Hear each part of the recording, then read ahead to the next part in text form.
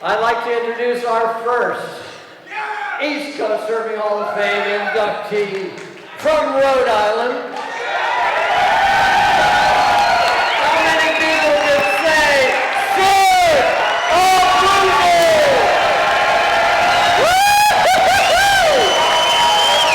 Whoa!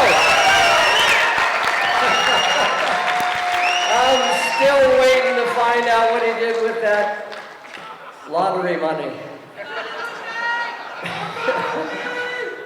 Sid started surfing. His father was the athletic director at the local junior high, and he went out and he bought a couple maroon-colored foamies. As they say in Australia, foamies. They were styrofoam boards and with keel fins, and he dragged them down to the beach. And he and his brother practiced surfing around First Street, First Beach, and the two of them got pretty well into it. The next summer, you know, it was summer to summer for Sid, because what happens in Newport, Rhode Island? Gets bloody freaking cold up there. So he graduated and started surfing some midget Pirelli boards, and then got the idea he wanted to go down to New Jersey and buy a Joe Rowland model of Rick surfboards. So he went down to a shop in Ship Bottom, New Jersey, and he struck up a conversation that only Sid could do.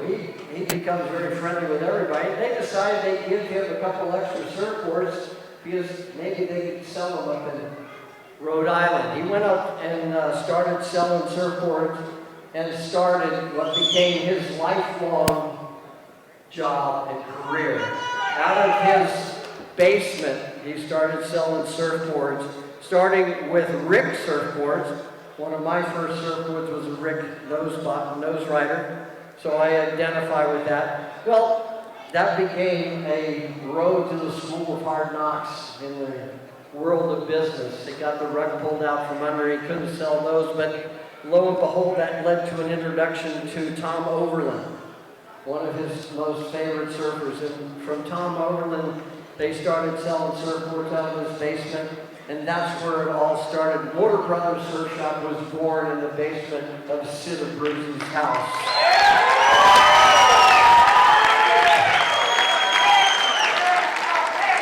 Sid Abruzzi is literally the mayor of Newport, Rhode Island. I had to spend 2 days with him. It was absolutely phenomenal. We went up, and everywhere we went, it just happened, as I mentioned, the lottery. They put it in the newspaper that there was a lottery and a surfer had won it. Well, everybody figured that had to be Sid, because he was the most notorious surfer. And I'm going, yeah, Sid, sure, everybody thinks that. Everywhere we went, for the next 2 days, we go out to lunch, we go to dinner, somebody would stop him and say, hey, Sid, what happened to the lottery money? Where'd it go? They literally believe, because somebody started this rumor, that Sid Abruzzi won the lottery that year. He's the mayor. He knows everyone. If you want to get something done in Newport, Rhode Island, you got to go see Sid Abruzzi. Sid Abruzzi is amazing. He's supported surfing, skateboarding. He's done it all. He's traveled around the world. And one of the common factors we're here in a couple of the inductions is Mike Tabling. He was a great friend of Mike Tabling. He went to South Africa, surfed with Mike Tabling.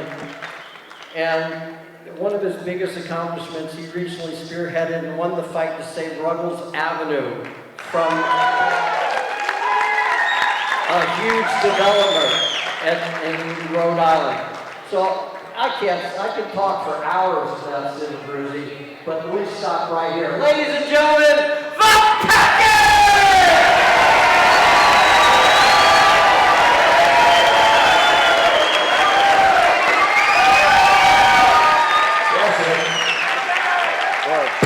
Thank you so much. Well, thank you everybody, and this award is absolutely amazing, and for me it's more than a Lifetime Achievement Award. It means everything to me, and I want everyone to know in the East Coast Hall of Fame and all its founders and members that I'll make you proud and live by the code and do the job that you guys like to see supporting East Coast surfing and East Coast Hall of Fame, for sure. I'd like to just say a couple things real quick. I'm pretty much known really a lot down here in Cocoa Beach, and it started out in 1969. I went on my first surf trip and came all the way here tonight. Billy Bolander's in the crowd. And Redney and me and Red went to Puerto Rico in January 1970, right after the World Contest. And we were there for like a month, and it was time to move on, and I didn't want to go home, so Red's there. Well, why don't you come to Cocoa Beach? And he goes, I can only be there a few days, but I know a few people, maybe you can stay on their couch.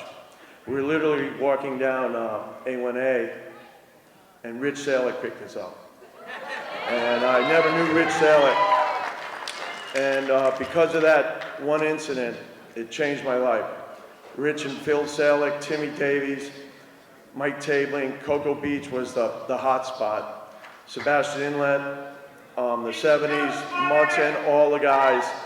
I've been coming to Cocoa Beach in Florida every year just because of that one incident, and those guys are some of my best friends and family in the world. Right to Andy Webb, Slash. So that's what surfing's all about. Surfing's all about friends, you know, just surfing. It was me and my brother and a couple friends in Newport.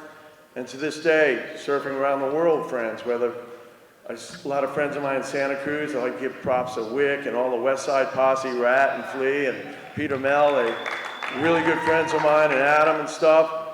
And all the guys right here, like Corey and stuff, surfed with him up in Newport, and Greg Knoll and Pete Dooley and Roy Turner for doing Surf Expo. I'd like to give a hand to my lovely wife who came into my life 3-4 years ago and just everything's so cool. Everything's so good. She does a great job. We run Surf Fest. You know, we run the biggest surfboard exhibit in the world, Dick Meserol said, and I love Dick so much. And that just started as a fluke of wanting to show one surfboard. And you know, sometimes you don't have to try to make anything happen. It just happens if you do the right thing. So that's something you should just try to live by sometimes. And real short, I'd like to thank Rich Salick, Phil and Michelle are here. I'd like to thank Mike Tabling and his family who I've traveled the world with. Through Mike, I met a really good friend of mine, Derek Hine, and we met Mickey Dora, and it's just been a ball. And I'd like to, my last words, one of my best friends is being honored here tonight, and we spent so much time together, Joe McGovern, and it really means a whole lot to me that I'm sharing the stage here tonight with Joe and his family, because Joe McGovern was one of the best people you can ever meet in the world. And I'd like to thank all my friends that came here tonight from all over the country, man, and everybody. Thank you.